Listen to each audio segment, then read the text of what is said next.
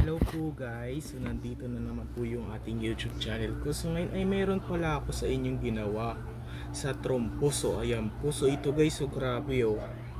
So meron siyang pako, so ayan po, grabe talaga.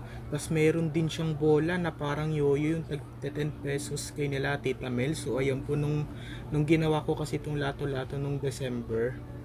So ayan po, tapos ginawa ko na siyang trompo. So ayan po, grabe talaga itong pako niya oh.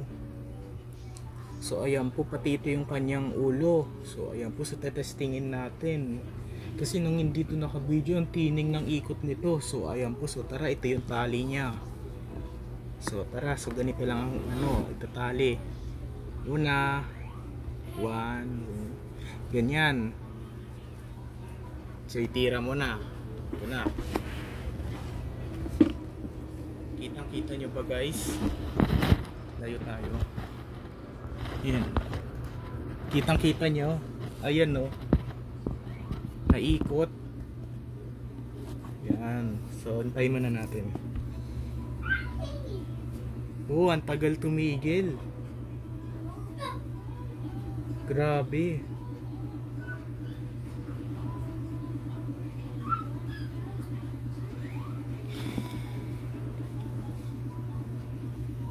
Ang tagal talaga tumigil oh. Grabe, kasi nung hindi to naka-video na tinimer ko to, umabot siya ng 1 minuto. So ito na, sasarayin ko na. Uy, sayang, hindi ko nasalo. So okay lang yan guys. So ayan po guys, so dito na lang po tatapusin yung video vlog natin ngayon.